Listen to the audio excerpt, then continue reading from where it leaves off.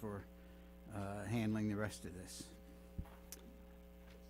Thank you, sir. Good evening, council. Great to be here tonight. And if I can, we'll go through our items here on the study session. We've got 3 items listed. The first being the council agenda, which I'll walk you through line by line. The second item is going to be the budget employee raises, council discussion. And then the third thing will be the update to Riverside Village and the tax sale that happened to the county this past Monday. So if I could, we'll take into item 1, and you should have a copy of your council meeting agenda in front of you. And if I can, I'll skip to item number 9 unless anybody wants to talk through any of the first 8 items, which are routine business and personnel business. Okay. So on item 9, you have it in your packet, which is ordinance number 2020-34, amending Article 3, zoning districts of the North Augusta Development Code, Chapter 18 of the City of North Augusta, South Carolina Code of Ordinances, and this will be the first reading. And this essentially, in a very basic way, allows for the BZA to be able to hear certain cases. And I'll pull here on the items.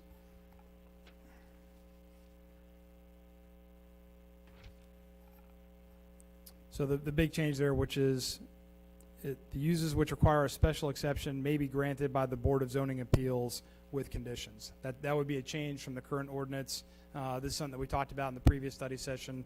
The BZA is okay with this change, and I believe Libby is okay as well. And so that's something we're asking the council to consider under an ordinance. And I'll pause for any questions on number 9. Jim, this may be a Libby question, but so this is just for the appeals board, correct? Not for the general planning commission?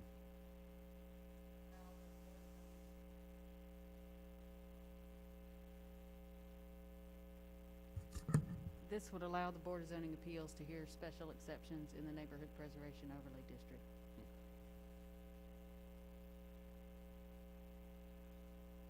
Thanks, Libby. Okay. And into item 10 will be the Municipal Election Commission appointments, recommendations by Mayor Pettit. And then if you look in your packet, you can see that there are 2 names on there, Ms. Knox and Carlton Vaughn, with terms that would expire in 2026 and 2024 respectively. Yeah.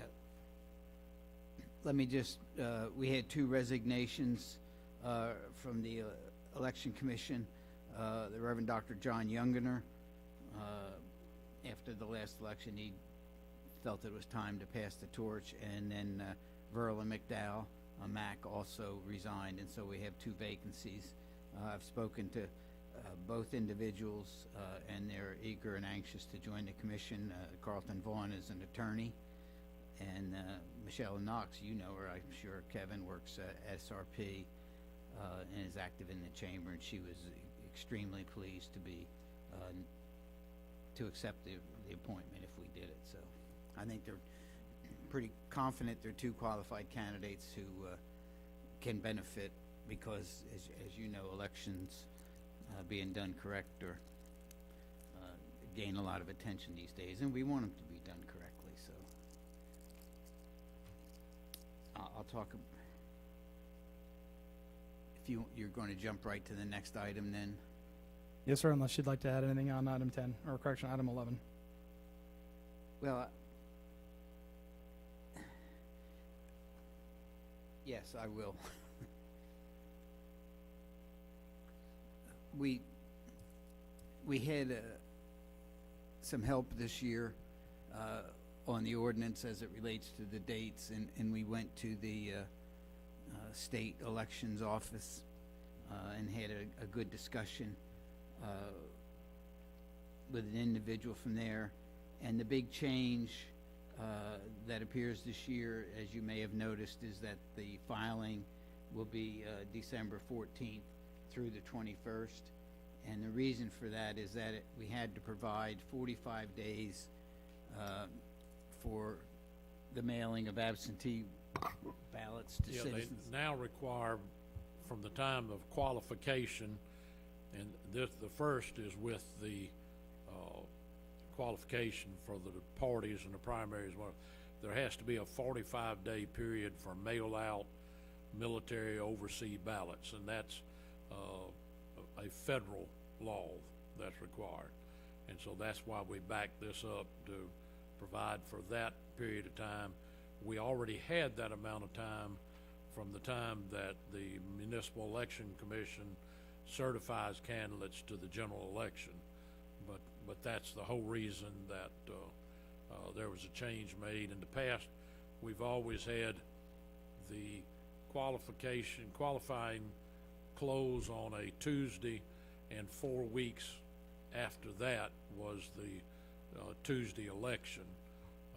And we determined there was no problem with state law in doing that, but then did find, because of some changes in the federal law, we had to provide the 45 days. All right, so we run in the, 5 between December 14th and 21st. That's- Now, and I know it says here to the chairperson of the respective parties. Now, normally we went to the new building over in Aiken County, or in Aiken Yeah. County. So is that where we still go, or whoever be present of the Republican Party? I think that's a question that the party has to answer and establish for you to, but I would assume it's gonna work the same as it has in the past. 'Cause the city does not operate or handle Right. primaries. Those are operations of the party. So now who would we get in touch with? Miss Pat? What? Miss Pat, can you be sure to, can you be sure to speak in your mic, please? That way we can, Oh, I'm sorry, I just yeah. said, did anybody have a clue who every year, I know every 4 years when I run, there's always this problem. Who do we go to? I mean, that is always a problem every year. So, To the best of my knowledge, the person right now would be James Whitehead. James Whitehead, okay. All right, well, That's an unofficial opinion.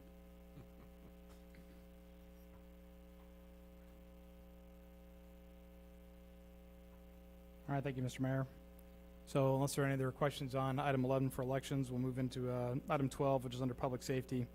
Resolution number 2020, TAC 55, approving payments to Belvedere Fire District for transfer of service territory to city for properties annexed from April 15th, 2019 through October 31st, 2020.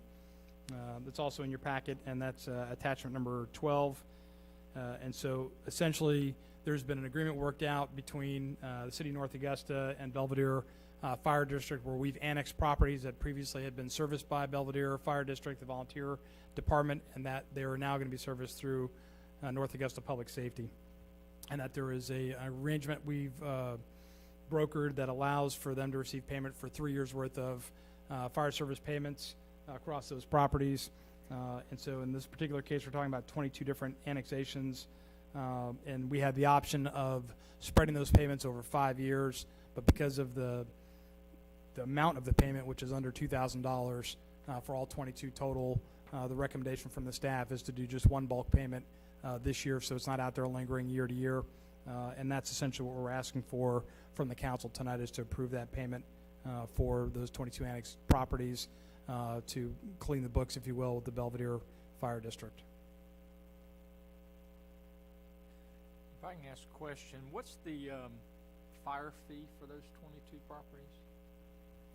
I think most of them were they $30 a piece or per year? I think that's what it was.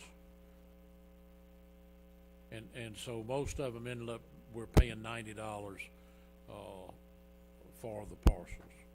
I think there was one that was maybe $20, but the rest of them, I think, were all at 30.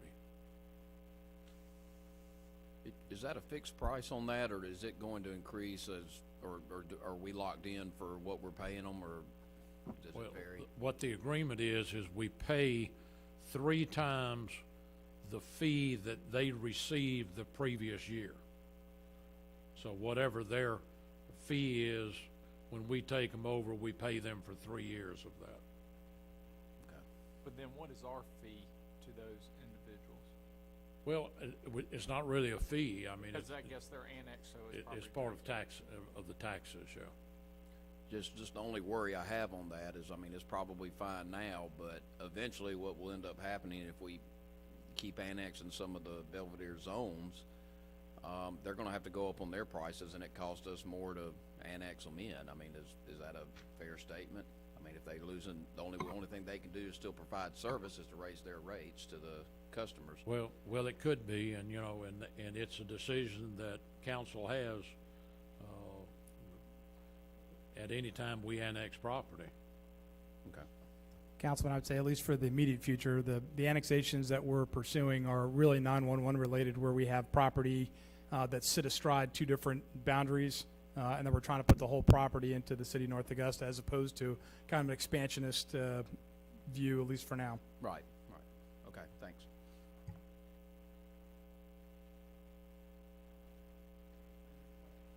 Are there any other questions on that item? No, but I have, and I'm sorry to go back to item 11. Will there be wasn't there something in an ordinance or something that would say who was up for reelection or not? With our names like Pat, David, Fletcher, and the mayor, or did we not ever have that?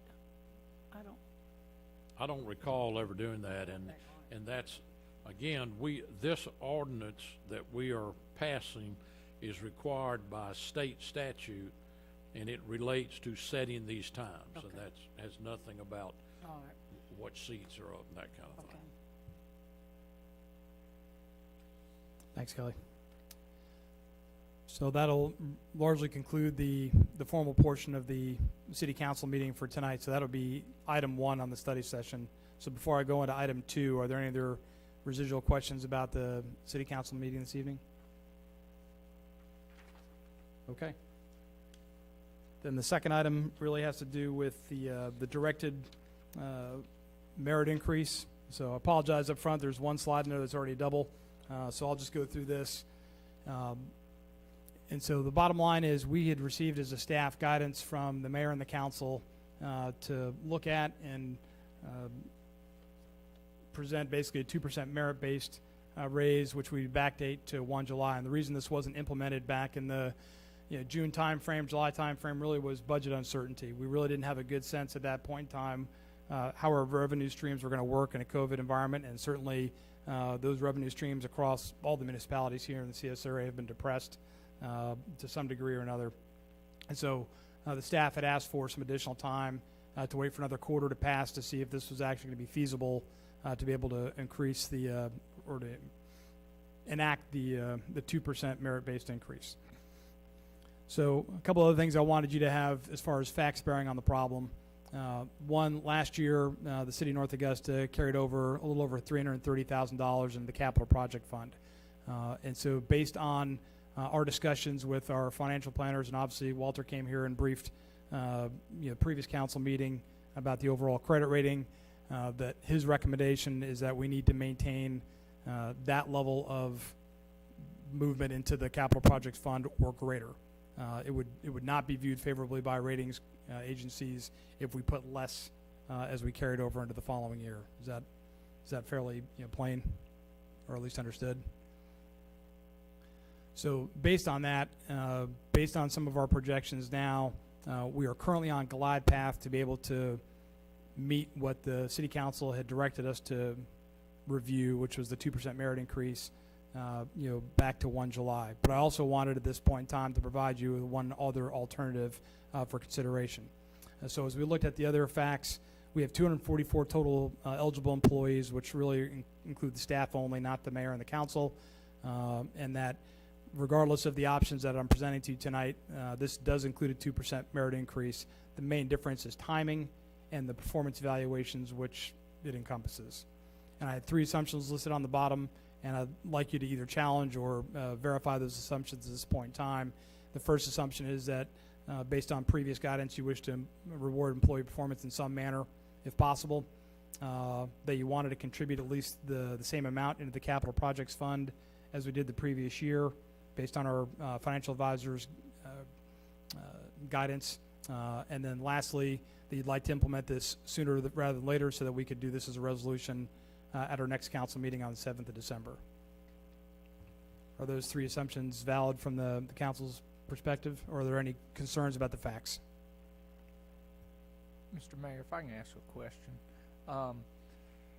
For clarity, for myself and council and public's sake, when you're saying that Walter is recommending that we carry over 331K into capital projects, that's is separate from the discussion of increasing our reserves.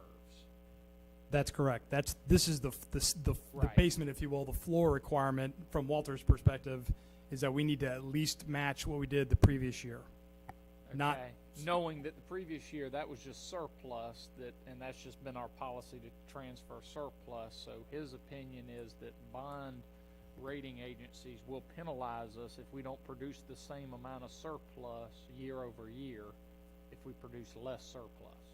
There is that risk. I don't want to say it with a certainty, Right. but that is a risk that's associated. That's what I was gathering. I was just trying to make sure I state it plainly, and I'm clear, and we're all clear on that. So Cam, am I getting that right? Is that?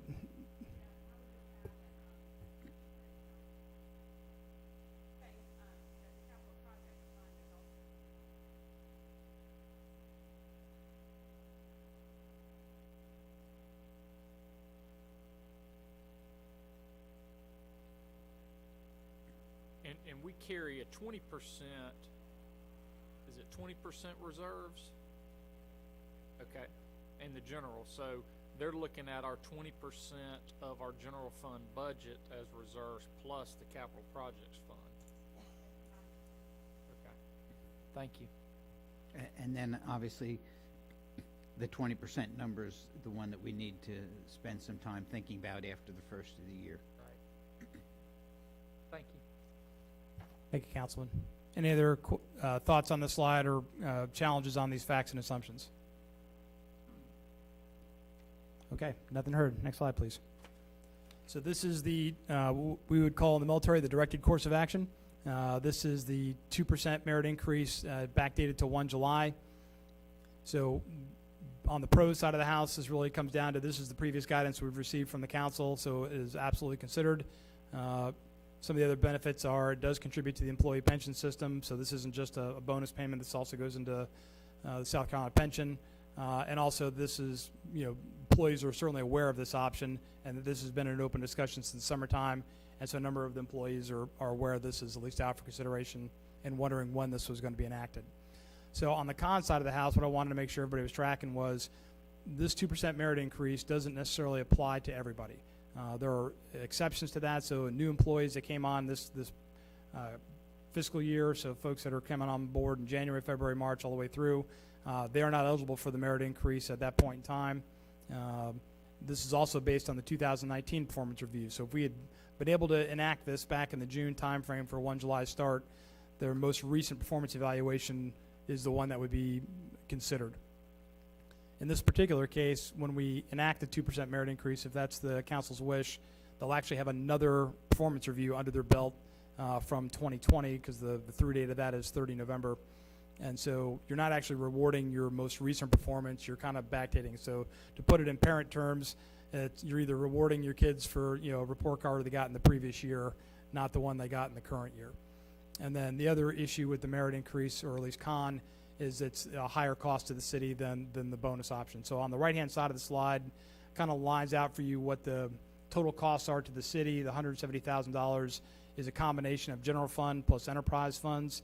The concern right there is the general fund. So across the enterprise funds, I think we're well postured to be able to deal with either of these options.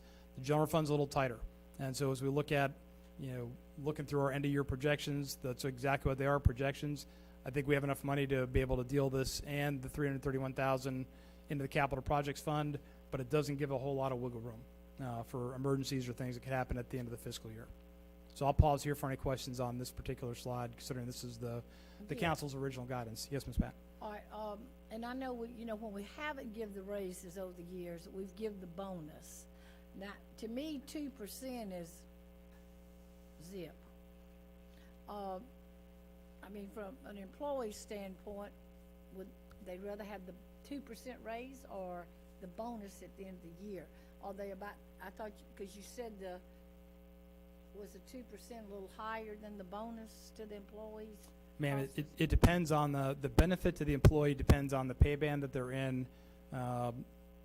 My understanding after talking to HR and finance is that the 2% merit increase probably benefits the more senior folks as opposed to the more junior folks or the lower paying employees. I'd hate to see, when, and just working all of my life, you get your paycheck, let's say you make $50 and next month you make 52. Well, whoopee-doo. Where at the end of the year, your bonus, a lot of times to me, employees, until we can give a raise that's substantial to what they would need, to me, that would be better at the end of the year. I mean, people seem like struggle a little more. Councilwoman, I think regardless of whether we do the 2% merit increase or we do a 1% annual bonus, those will both be lump sum payments in mid-December. So it would be an off-cycle payment. okay. It would not be added to their existing paycheck, so you get a separate lump of money. What's at debate now is, do we do this in this particular manner where this includes pension costs, the things that go along with that for a smaller portion of the workforce, or we do a bonus that covers a larger portion of the workforce but has less pension overhead for the city. Now, have we asked employees, or we just, So we've talked to the directors, ma'am, and I would tell you that it's not a universal opinion. There are some directors and staff that are of the opinion that this is the way to go because this is what's have already. the directors talked to their employees? I would like to think that they have. I mean, You can certainly ask. I mean, is that, everybody agrees with that? I mean, I like I said, I just don't want, when you get raises and it's 50 cents more. Well, My God, I mean, Pat, I don't think that the intent of the merit raise is that every employee gets 2%. That's a cost of living raise. What I think the implementation would be is you have a pool of money that's equal to 2% of the salaries of your employees and filtered down to each department. So and you said obviously a ceiling on that, and let's assume maybe 5% ceiling is the max. So your top-notch performer could get 5%, which means that maybe the marginal employee doesn't get any. So I think that's the benefit of I think that's what a merit increase is supposed to do, and the 2% defines the pool of money that's available to allocate to employees based on their evaluation. That's correct, Mr. Mayor. In my discussion with the directors, just to put it in an executive kind of way, you're really looking at a bell curve. So the vast majority of their employees would probably end up getting a 2% merit increase, and you'd have a handful, if that, of high performers that might garner more than 2%, and maybe a handful of folks that are not doing quite as well not get 2%, but the shotgun approach, if you will, the bell curve would lead you to more folks that not getting the 2% merit increase within that statistical But variance. if they get the 2%, then the bonuses in the year they will not get. It's an either-or proposition at this We'll point. go back to giving a turkey or a ham. That's what we used to give as a bonus, turkey or a ham. I mean, I don't want to see people at this time of year be just struck down. And, I mean, if you're making 90 to 100,000 a year, but when you're making 20,000 a year, that's a big difference. So I just want to be sure the employees understand all this too. It's just not shot at them. No, that's fair, ma'am. Jim. Sure. So I'm assuming, we're talking about a percentage of a merit increase would be similar to a raise. But however, the other one would be more of a end of the year bonus. But doesn't that also put more cash in their pocket if it's considered a bonus? Do you not have to do withholdings and matching and, the stuff on that? I don't know, Cammie. Certainly for a number of the employees, they would have a slightly larger benefit in their immediate paycheck or as a bonus, as opposed to, having the 9% taken off for, pension requirements. But this bonus is counted as compensation. It is. And It's not treated as it is- And it's compensation. taxed. Right. Yes, sir.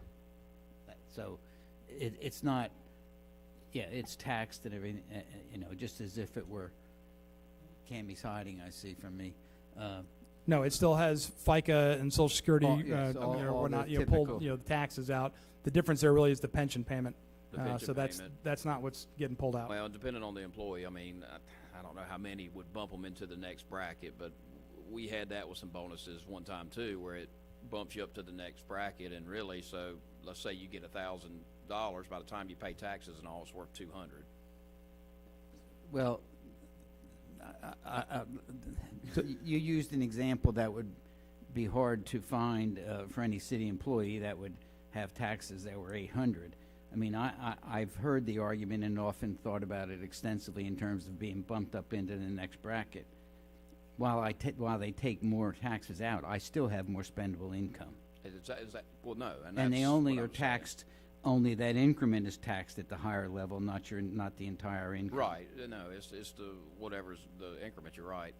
I think personally, kind of like Pat, I mean, I think most employees would rather see a big bonus than 2% spread out over however many. I mean, I Well, know if you that's what allow me, everyone I'll go ahead and go to the next slide, which has kind of the next, so this is the alternative. So we had, again, looked at the 2% merit increase back to 1 July because that was the original guidance received from the council. And so regardless, just to let you know that either of these can be enacted by the council.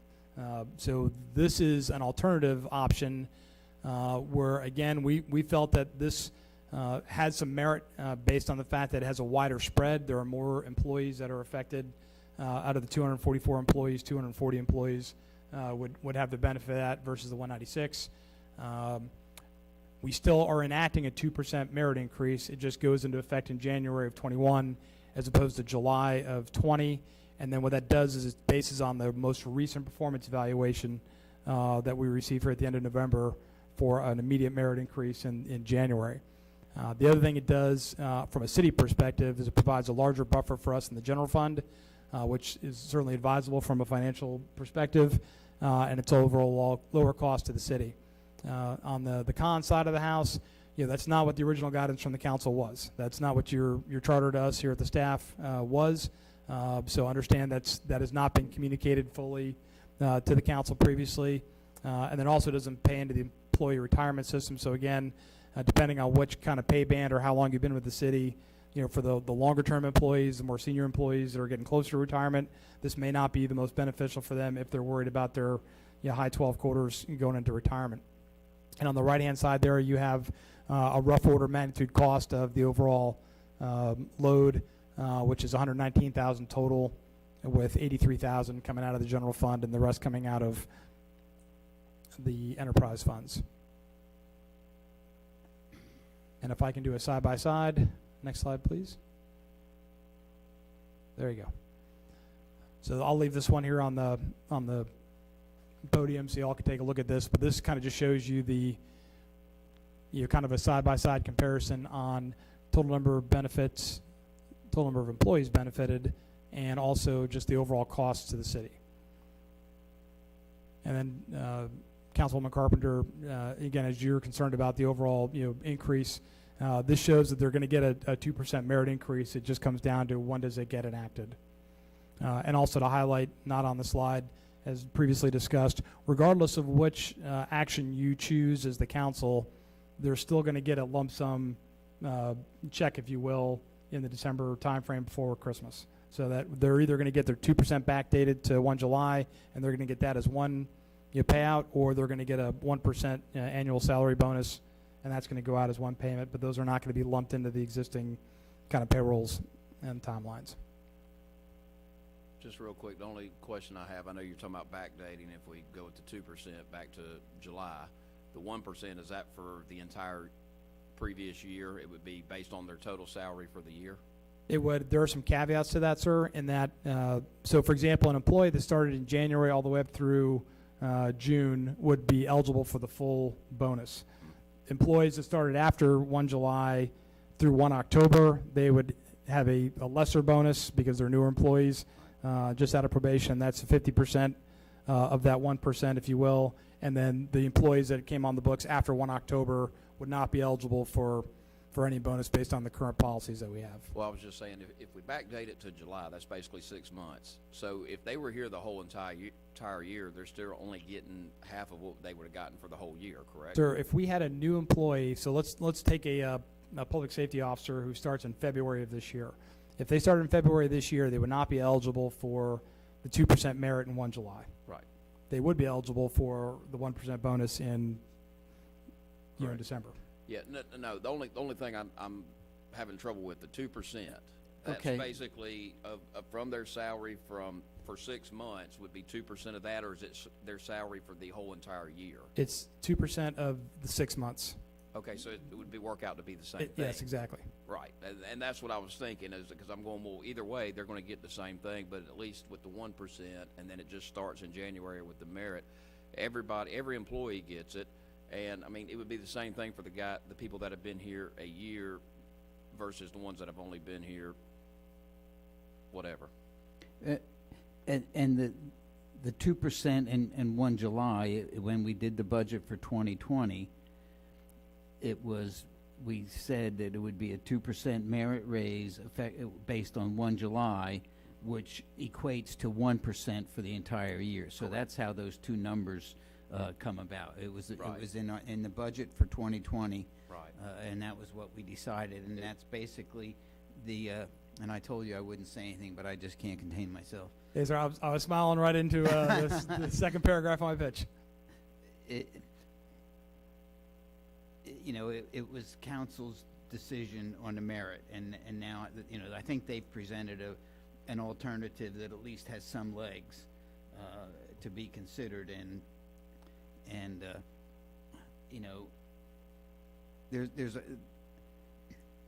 there's two things. We recognize, I think now more than ever, that the end of the year surplus is like putting an artificial zero in your checkbook. In other words, based on what we were told, 2 weeks ago or whatever it was, that we needed for our reserves to grow, and certainly not less than even in the COVID year, which kind of astounds me a little bit. So there's that consideration. We're projecting a month or two in advance and again, an uncertain year. If I remember right, September was a down month in terms of revenue, and October bounced back, and that's why Cammie felt more comfortable now with the overall package, that we would have enough money to fund it, and that's Correct. It's a finite dollar amount that's available. How do we allocate it? And I think Jim's point that an employee who started in January would not be considered eligible for the merit raise. That's correct what you said? That's correct, sir. And so, you have an employee that's, and we have a number of them that have in that circumstance, and this at least gives them part of the. Yeah, I won't trot out individual case studies or names, but we have a number of employees that have started early in the calendar year that were with us, through the city through COVID and the COVID response, and high risk, touch activities as far as being public safety officers and other disciplines here within the city that again would not be eligible for a 2% merit. Jim, you mentioned that in kind of polling the directors on this, that they're not unanimous necessarily in consent. Can you just kind of give us some of the arguments on both sides of it from the directors in general? I won't put any directors on the spot right now and ask them to say, just but generically speaking, I mean, can you give us sort of a synopsis of some of their reasonings to be on either side of that? I think the number one reason that I heard from the directors about why they prefer the 2% merit increase is because That's already been discussed in an open forum.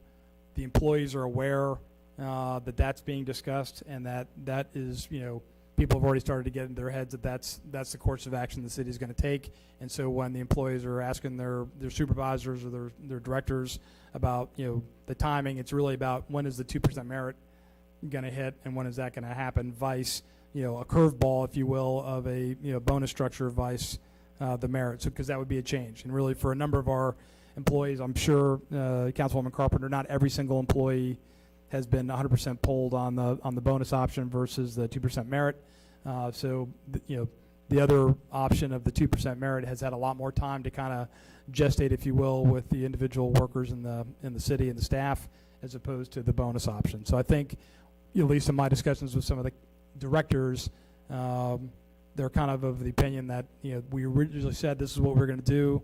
We should stick to what we said we were going to do. So, but from an employee standpoint, there really is going to be a minimal difference from an actual dollar amount that they get in their check, other than the fact that they won't have a contribution to their retirement plan for the bonus as opposed to the salary. But the flip side of that is they also would be eligible for a pay increase beginning January 1st, that they would not be eligible for if we did the 2%, that would, because they would go into the next cycle, correct? I believe that pretty accurately sums up, the issues there. I think at the end of the day, you're right. You're going to benefit some more senior folks with the 2% merit based on the retirement points, if you will, and the folks close to retirement may want that option more. But we looked at the alternative as just touching a wider swath, if you will, of the city employees. Okay, thank you. And in essence, if you go the 1% bonus route, that's about half of what they typically would get. In the past, we've given them a week's pay, which equates to about 2% of their annual salary. So, Correct, sir. So when we ran the numbers on a 1 week, because we did a fair amount of staff work to look at different options across the pay continuum, and so when you look at a 1 week bonus, if you will, the total cost of the city is about $270,000. Which, quite frankly, I don't think we're at a point where we want to put that on the table. Well, but I'll say too, though, I would hope that most people understand the different circumstances we are in this year. I mean, if you look just across the river, not to point fingers, but I mean they're having to dip into reserves, so to balance. So, and we haven't had to do that. So, fortunately, we're in a better financial position, but to your point of doing less than we have done in the past couple years, I would hope employees would appreciate the fact that we're even able to do something. I guess to start off discussion points on either one instead of us asking questions, my preference, just to throw it out there, would be the 1% bonus option. I think there's a lot of positives there. I'm in favor of that, knowing that we would do the merit January 1. Because I've been a big proponent, and I know, Mayor, you and I've had discussions about merit-based instead of just across the board raises and across the board bonuses. So I'm very much in favor of merit, but given the circumstances we're in, and knowing that the option would include a based on current year performance, January 1, I prefer to go to 1% bonus route. I'd concur with that as well. I agree completely. Just from everything I've heard, it sounds to me like the 1%. I mean, running a business, I've got guys that have come in the last couple months and, come into the year, the rest of these guys are going to get a bonus and they don't. It, in my opinion, it doesn't help morale. You're not as valuable as the next guy who's been here longer, but, that's my main reason on it. But it also covers more employees. And I think, as far as the money that's going in, it's virtually the same. The same thing that would be going in anyway. So I'm leaning towards that 1% as well too. And so right now, if we didn't do anything, if we all chose to give the bonus, because every year we have to say we are going to do that. It's not taken for granted. But every employee would get the 1% bonus. Ma'am, there would be, I believe by my count, 4 employees that would not because they were hired after 1 October. Right, okay. Even, $20, I mean, to me, and I guess that's our personnel policy at a certain time that you've hired. But if we wait and then do the merit, like y'all saying in January, that way everybody's, according to their time being here, right? I mean, it's. Well, ma'am, they would get a merit if they had a performance evaluation through the end of November. So again, somebody that just got hired in 1 October would not be covered by that, but based on the city policies, they're still getting a pay bump after their first year anyway of, I think, 5%. Okay.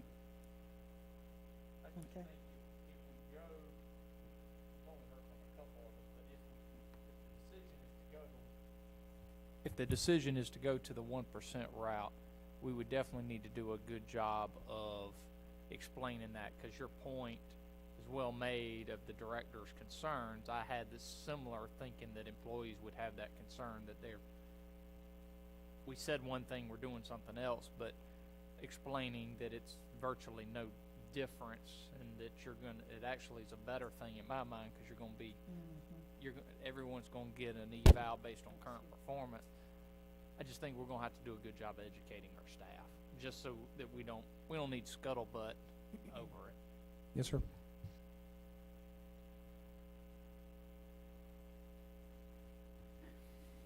Anyone else?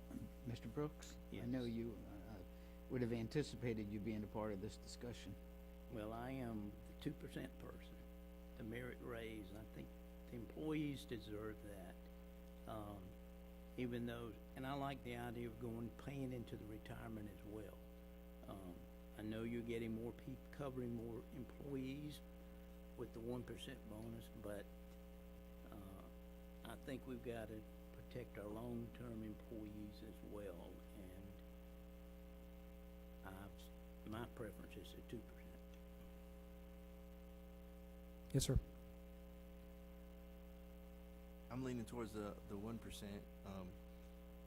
because you said you still would get the merit the following year. Is that correct? That's correct, Councilman. They would get the merit, 2% merit increase would be based off a 2020 evaluation at the end of this month for a 1 January merit increase in 2021.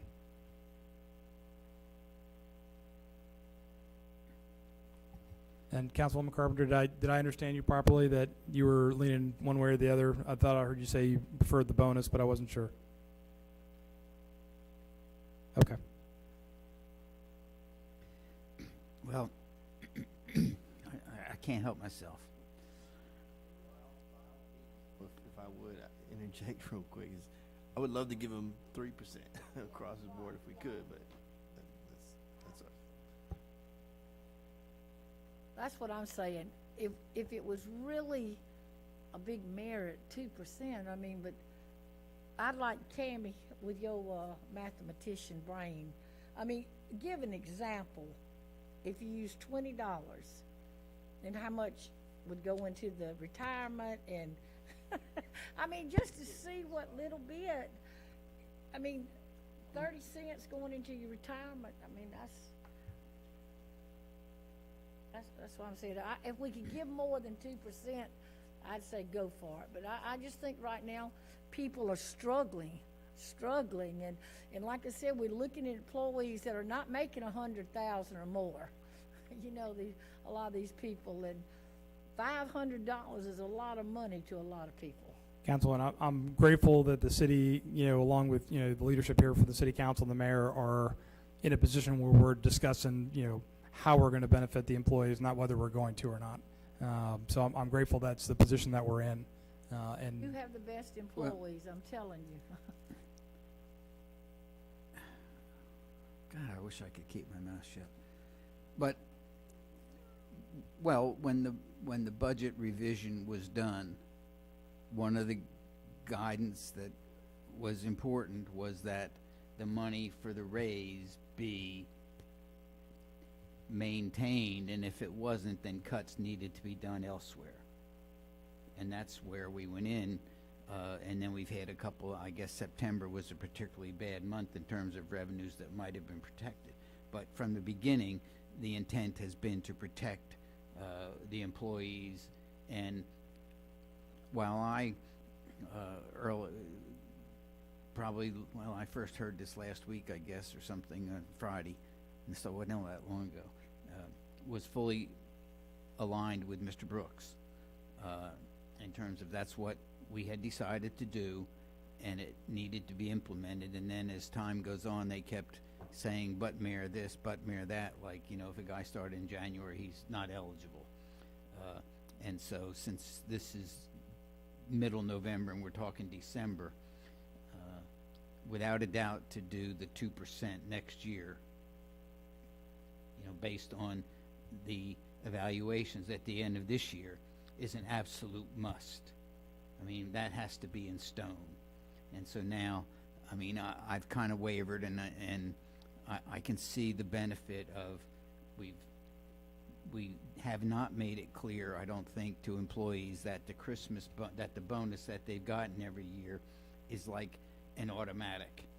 You know, it depends on circumstances, and we polled every year what are we projecting the balance to be? Is it sufficient to do that? And if you remember a couple of the last Christmas gatherings, they were kind of overjoyed and surprised when we were able to provide it. Well, this year I think we're looking at it maybe half as much, and so as painful it is to me, if this discussion were being held in July, I would have a certainly different opinion. But since we're having it in November, with the evaluations underway or soon to be completed, we've got some guidelines and discussions that to get the merit raised next year, and I would support the bonus this year. Gives us more time to, as you said, get the word out fully and understand the circumstances and some of the considerations, and that, you know, the merit system is going to be implemented, the raise is going to be implemented effective January, whatever, however you do that, but early this year, and the money is in the budget already for it. So it's, I mean, that was a part of the salaries, you know, when we did the budget, that was already included in it. So it's no additional effort or action needed in regards to that. So that's kind of how I wandered around Yes, sir. in my thinking, and to where I am now. So based on my tally, then I have the majority of the council is in favor of the 1% bonus. So if that's the case, then we will draft a resolution for council consideration at the next council meeting on December 7th, subject to any of your guidance or questions on that item. And certainly giving them an opportunity to think about it, you know, a little bit more, because it's complex and you may need some additional time and think of something overnight. So his phone number will be working.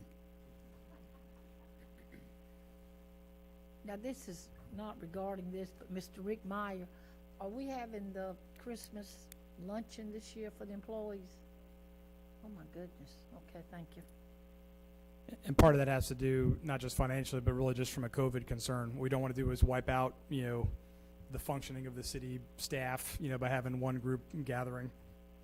We'll just let Pat cook for all of them. So, Okay, I think if we can wrap that one up, we'll have 10 minutes to do the next one, and yes, sir. if you know, not to rush through, but I think that ought to provide enough time. All right, council. I provided a hard copy for your consideration on your tabletops there, which is the tax status of certain Riverside Village properties, which is effective the 11th of November, 2020. So I wanted to commend Cami Hayes and her staff, along with some other folks we had out there at the county tax sale this previous Monday. I went out there just from a professional development perspective to watch how a county tax sale goes, because I'd never been to an Aiken County tax sale, so it was interesting. They did it in the Convocation Center there at USC Aiken. And so, you know, ultimately what ended up happening is all of the delinquent county and then city properties, both in Aiken and North Augusta, were put up for bid. So specifically for Riverside Village, you know, the silver lining of this is that the partners ended up paying their county taxes on Riverside Village. And so what that allows us to do is set the conditions for us to be able to take possession of those in the long term through the city's forfeited land commission, which I believe the council wisely set up here earlier in the fall. And so what you have there is a bunch of parcel numbers, and I'll just kind of walk through these and say that there was a small number of the parcels, starting with Riverside Village B, which is the Green Jackets parking deck, was actually sold to a private LLC, and they paid the $60,000 for that property. That, Jim, that's the stadium deck, not necessarily the Correction, Green the stadium Jackets deck, not the hotel parking deck, but the stadium deck. Not the Green Jackets at this. Correction, the stadium deck, thank you, sir. The one that's not yet opened is one that went up for sale, and that was sold, and so the city of North Augusta was able to get the tax balance based on that bid. And then a number of the plots on H, which are the smaller home plots, those sold to a variety of private bidders, and those taxes were paid to the city. So the city received a total of $77,000 from those bids from the tax sale. The rest of those parcels, parcel C, D, G, one of the H's, I, K, and then the Greenstone Hammonds Ferry, which is really the clubhouse, all of those reverted to the forfeited land commission.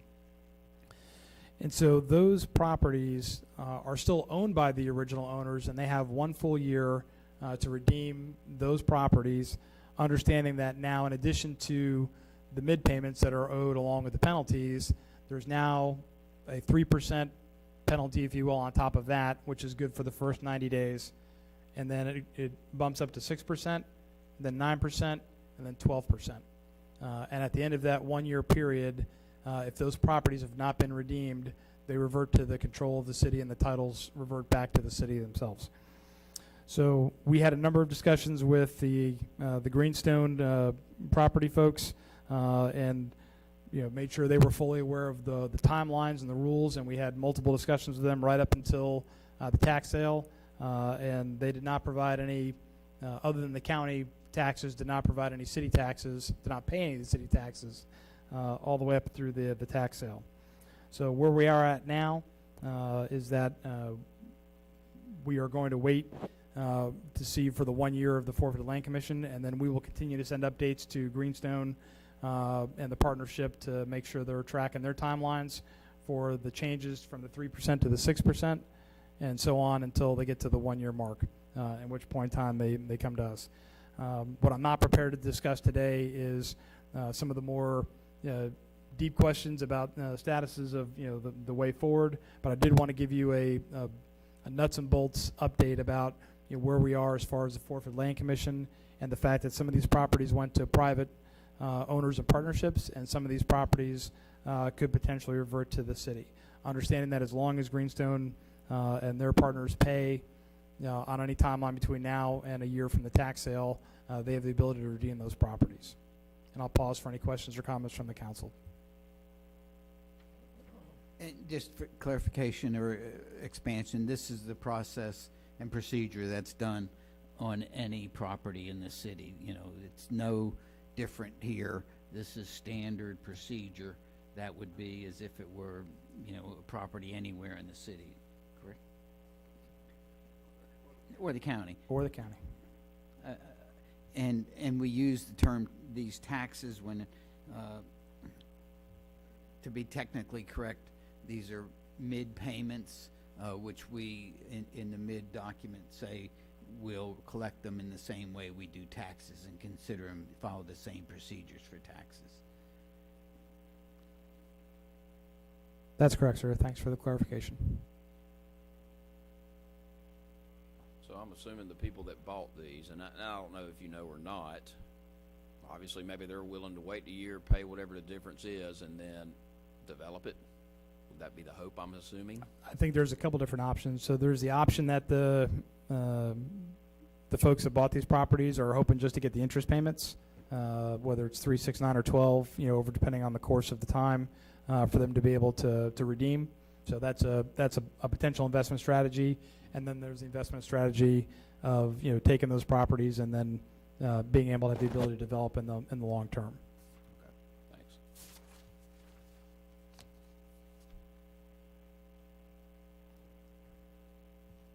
So we're at 4 minutes, sir, prior to the 7 p.m. start of the city council meeting. So your discretion on whether you want to take a break, or I can certainly answer any questions y'all have prior to going to the city council. Well, certainly let all the questions be answered now, if there are any additional, or if not, we can adjourn this and take a quick break.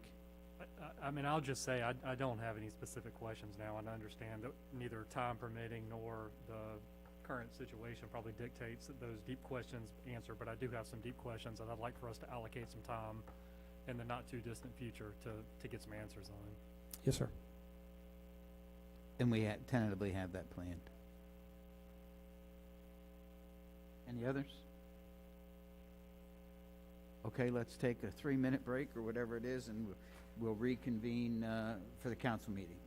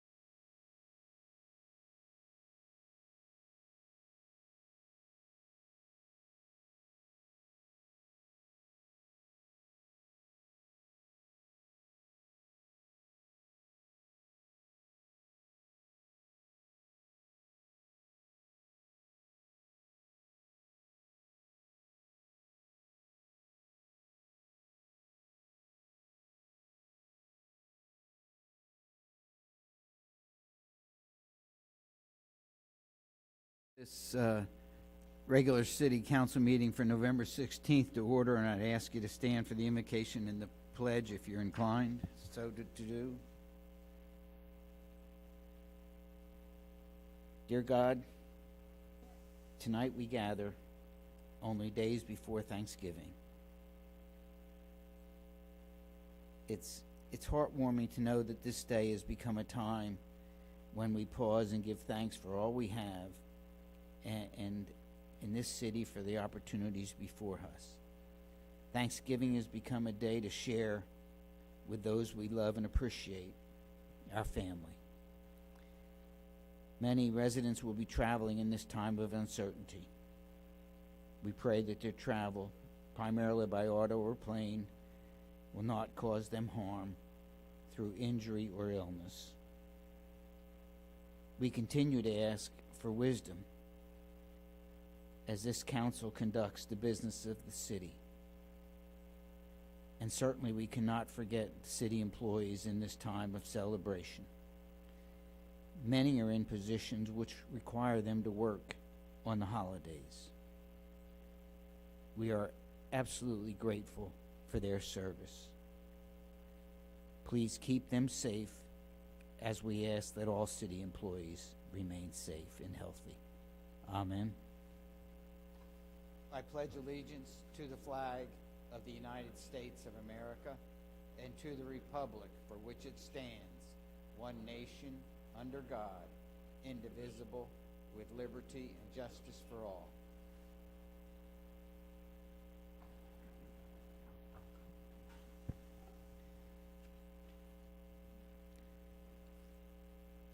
Let the roll call show that all council members are present. Council, you've been provided the study session and council meeting minutes of November 2nd, 2020. If there are no corrections, additions, they'll stand approved as provided.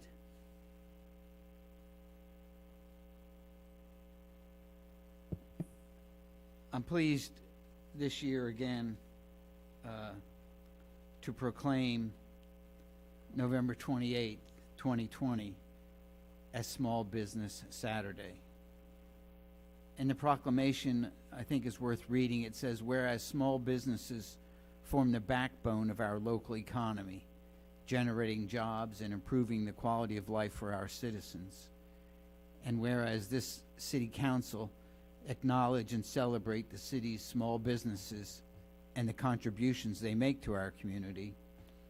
And whereas the impact on local small businesses resulting from the COVID pandemic has been dramatic and in many instances devastating. And whereas 2020 marks the 11th year of Small Business Saturday, a nationwide campaign to encourage shopping at local businesses on the Saturday after Thanksgiving to stimulate our local economy and support those businesses. And whereas local organizations such as the North Augusta Chamber of Commerce and many other organizations across the country endorse the Saturday after Thanksgiving as Small Business Saturday. And therefore I proclaim November 28, 2020 as Small Business Saturday and encourage our citizens to recognize and support small businesses within our community by shopping locally on the Saturday following Thanksgiving.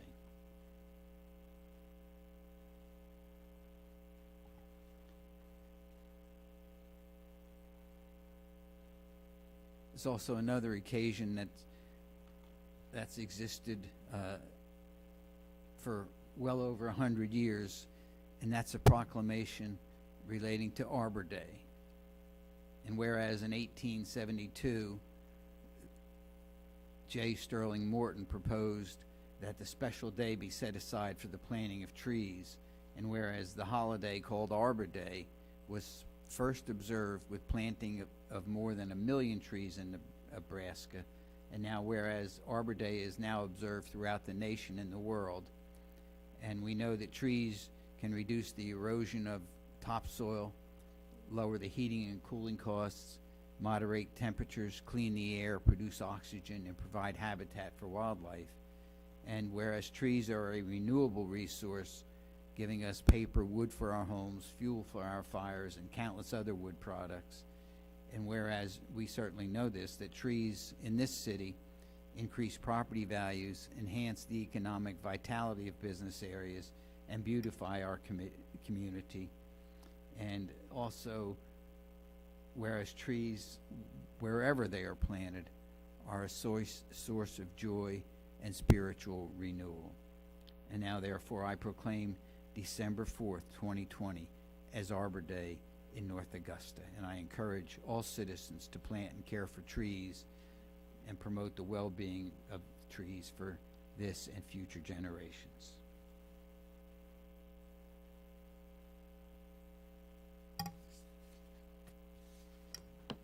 I would add to that proclamation, for your information, on December 4th at 1 p.m. at Summerfield Park at 738 Old Edgefield Road, Roy Kibler and his staff will be planting a durable American linden tree, which is sponsored by Select Trees of Crawford, Georgia. This is a public ceremony, and I would encourage you, if you have the time, to take part in it. It's quite a good event. Okay, now comes, I think, a happy but sad time for the city. So if Mike Key, would you come down front with me, please?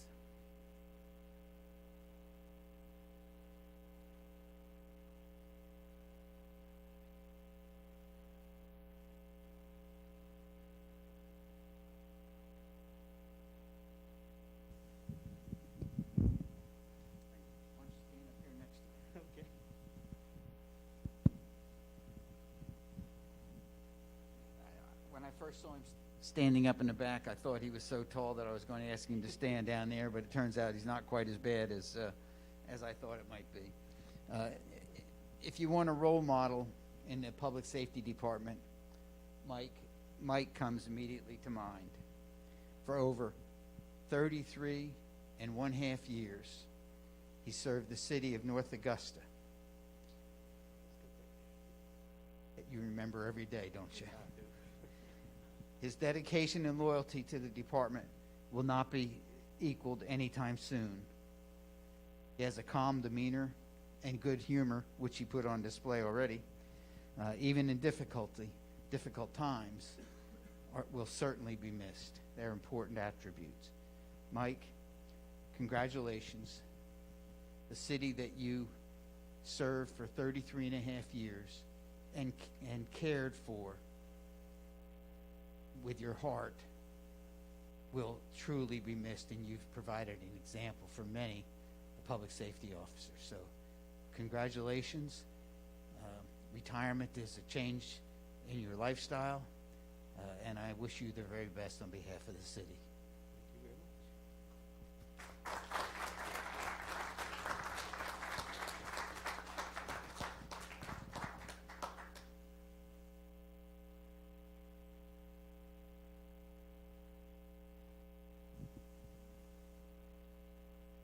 We're going to take our masks off and let you have a shot a little bit better.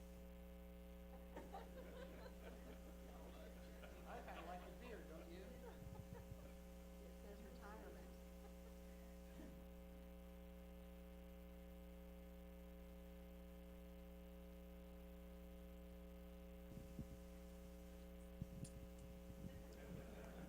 And is this his last call, Chief? So here it is. There it is. Congratulations. Thank you. The mic is yours. Thank you very much. I've enjoyed working with North Augusta. I'm a hometown boy. I went to Central, Summerfield Elementary, North Augusta Junior High, graduated from North Augusta Senior High in I can't remember the year. No, I graduated in 1975. I really enjoy working with the city. This has been a good place. It's a calm place. We have crime, but not as high as cities in other areas. And people that live here take care of their officers and our staff, high up and immediate, take care of their people. And I've enjoyed my stay here. Thank you all very much.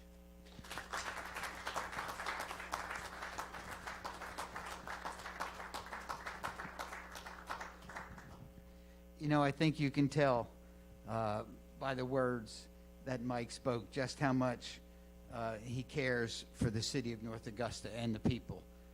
Mike, thank you so much. It may not be relevant, but you graduated in '75, I think you said. You're just a youngster.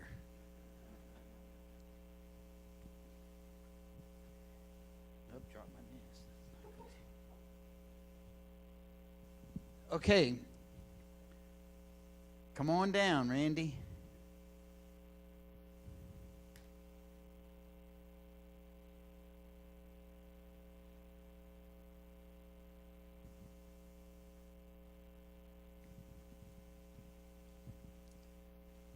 I hope you don't mind. I'll leave my mask off so I can read a little better. You can, if you'd like to, that's fine with me. You know, on behalf of the city of North Augusta, you know, you're going to start your well-deserved retirement, and let me congratulate you on that. And let me thank you for the time that you've served with our city. Randy started working about 28 years ago in 1992. And one of the things that's important that Randy accomplished was the OJT that he provided the people working with you and for you, because it's a technical field, and without that training, the city would be in bad shape. So we're very appreciative of your ability to do that, and certainly your care in that regard. You know, since I've been here, the one thing I've talked about more than anything else is that we are a service organization, and the support you provided to our customers was exemplary and noteworthy, and for that, again, we thank you. That's important, and I needn't say anything more, but I will. He's the man that was integral and responsible for maintaining our utility systems. That's something that you take for granted every day. You expect when you turn the faucet in the kitchen or the bathroom that the water's going to come out of the faucet, and that just doesn't happen by accident. So we certainly appreciate that. You've set a high standard, and I know you can be proud of that, and people recognize that in you. And I just want to wish you, on behalf of the city, Godspeed and good luck in your retirement. It's going to be different, I can tell you that.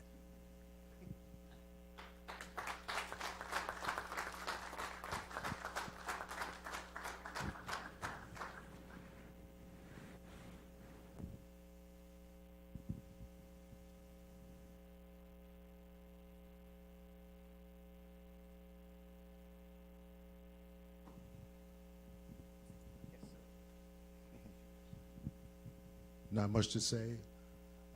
Different from the first individual standing here. I'm not a hometown boy, excuse me. I arrived here in 1992 when I left the Army after 12 years. I'm not gonna lie, I never heard of North Augusta. It was I saw something in a paper about a job. I came here, but like I said, the next 28 years and probably on till the rest of my life, I come to love this place, enjoy this place, and I do deeply appreciate everything that's been done here. Thank you.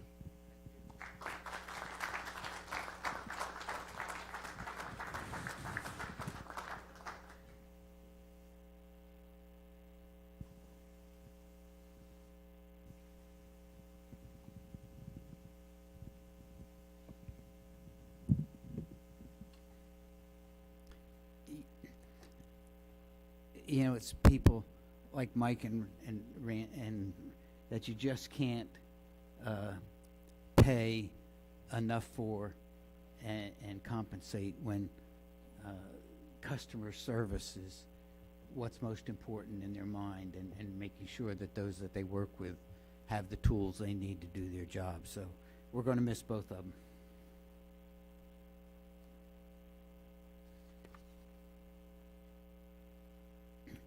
Okay, moving on to item number 9.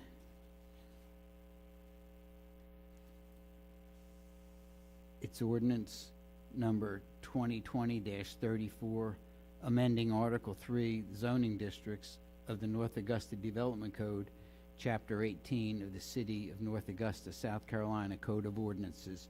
Do I have a motion to adopt this ordinance on first reading? So moved. Mr. Dickert, do I have a second? Second. Mr. Presnell. Essentially what this ordinance does, without going into all the language, which is relatively short, but it allows the Board of Zoning Appeals to grant special exemptions within the Neighborhood Preservation Corridor Overlay District. Are there any questions or comments from citizens? Council?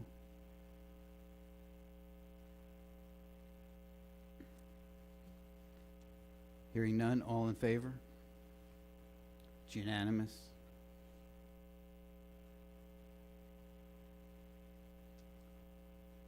Moving on to item number 10, boards and commissions. I make a recommendation to council to appoint two new persons to the Municipal Election Commission. This is caused by the retirement or resignations, if you will, of the Reverend Dr. John Youngener, as well as Mr. Verlin McDowell. And I'm proposing that the new appointees be Mr. Carlton Vaughn, an attorney in this city, and Ms. Michelle Knox, who is an SRP employee and project director of projects. Without objection, they'll be appointed. Thank you. Moving on now to item number 11. It's ordinance number 2020-35, complying with sections 10-1 and 10-2 of the Code of Laws of North Augusta, South Carolina, by setting the dates for municipal party primaries, conventions, and partisan general election, times for filing of nominating petitions, certification of candidates by parties, and certification of candidates by the Municipal Election Commission. This is the first reading of the ordinance. Do I have a motion to adopt this ordinance? So moved. Mr. Brooks, do I have a second? The chair will second. No, it was Bob. Oh, I got Bob Brooks for the motion. I took the second. Sorry. That's okay. I won't fight you. Without for it. objection.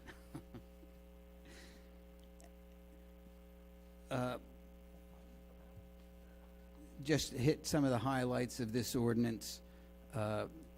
The general election will be Tuesday, April 27th, and then with a runoff, if necessary, on May 11th. The time basically for filing, I think in the general terminology, begins 9 a.m. December 14th and ends at 12 noon on December 21st. And primary elections will be February 9th. They're the key dates that are here. Mr. Zier, would you again talk about and explain why the date for filing is in December when traditionally it has been in January? In the past, what we have always provided for is we have the opening of the filing on I think on a Tuesday, and it runs through another Tuesday, but that Tuesday has always been 4 weeks prior to the primary. In reviewing this year and with the mayor's assistance, we talked with some people with the State Election Commission in Columbia. We found that we were in total compliance with state law, but there have been some changes in the federal law that require that you have a 45-day period between the certification of candidates or the filing of candidates in a primary. There has to be 45 days between that time and either the primary or the regular election, and that relates to overseas, military, and mail-out voting. So we had to readjust what we're doing this year to the normal procedure in the past. And essentially what we did is we moved up the initial filing dates so we could provide for the 45 days between the candidate filing and the primaries. Thank you. Any comments from citizens? Council? Hearing none, all in favor? It's unanimous. Thank you.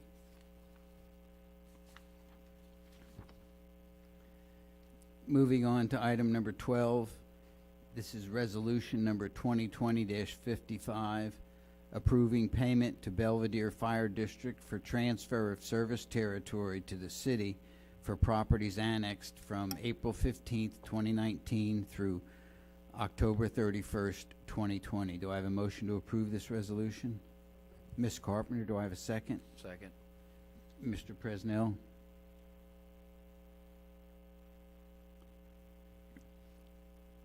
Do you want to talk about this? Yeah, I'll be glad to. Back last year sometime, or maybe 2 years ago, we entered into an agreement with the Belvedere Fire District as to establishing a procedure where anytime we annexed property that was within their established fire district, that we would have the right to take over the service of the fire service to them.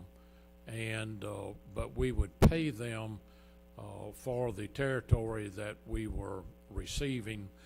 Essentially, the agreement provided that we would pay them 3 times what the amount was that they had received the previous year for the service in that area. And I will tell you that it appears that most of the service fees for residents and which are most of the areas that we have taken have been $30 per year. In this case, we had about 22 annexations. The agreement did provide that, and this would be in case there was a very large area where we could spread out the payments over 5 years. We didn't feel like that there was a need to do that here. So for the 22 annexations, the charge is $1,950, and this authorizes us to go ahead and pay that at this time. And that will bring us current with all of the property that we have annexed within their district. Thank you. Any comments from citizens on this item? Council? Hearing none, all in favor? It's unanimous.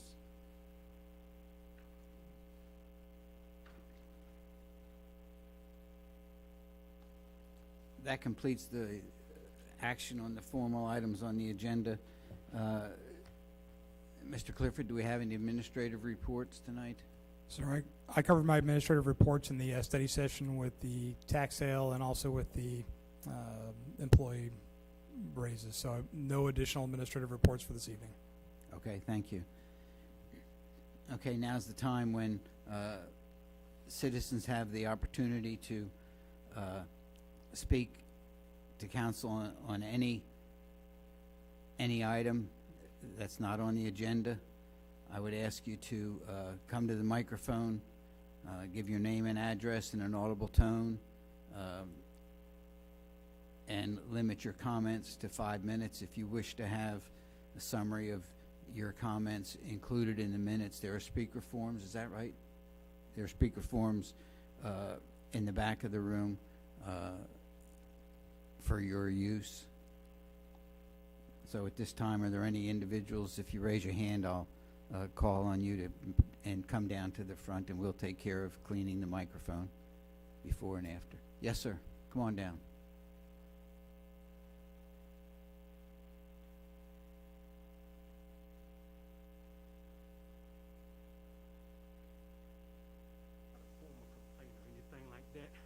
I just feel remiss if I didn't tell my shift members I really enjoyed working with them. Clay, Buddy, Beth Ann, Day Day, Kyle, and Collins Margot. Thank y'all so very much. Thank y'all. Thank you. I can certainly appreciate how when you're speaking extemporaneously like you were given the opportunity to, that it's easy to get a little flustered and not thank all that you wanted to. So that was a very kind gesture. Appreciate that. I'm sure they do too. Anyone else?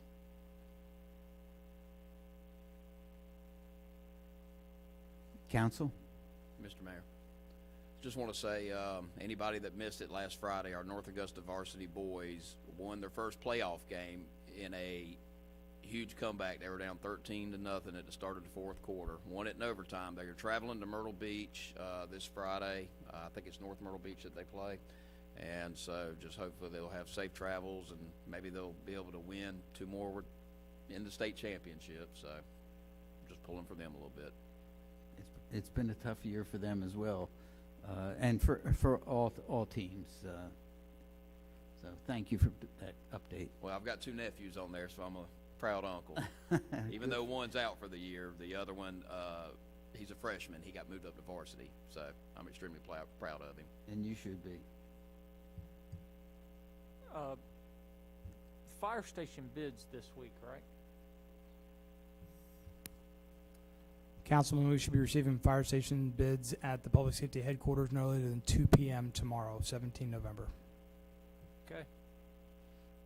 I knew that. I just wanted to remind everybody that that hopefully we will be getting that project started in the very near future. I feel like you're trying to throw a pop quiz on us.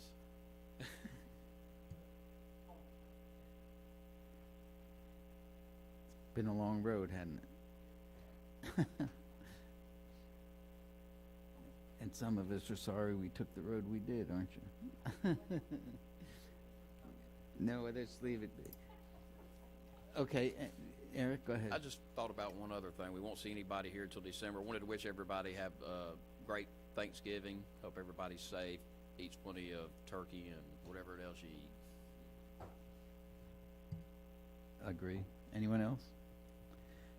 Just council remind you that, and persons in attendance as well, that we tentatively have the next Envision scheduled for March 25th and 26th.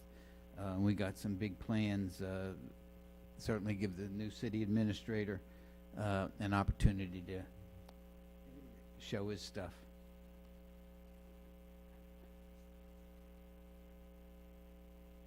Setting you up, aren't I? Can I ask you 2 more things? Sure. Will we see people again to remind them when the tree lighting is and the parade? We see them before then?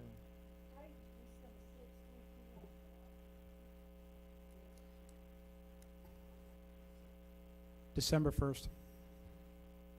Thank you.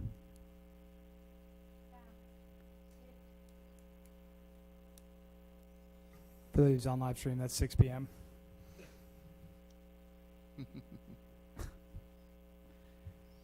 Anything else? Any last thoughts? This meeting's adjourned. Thank you.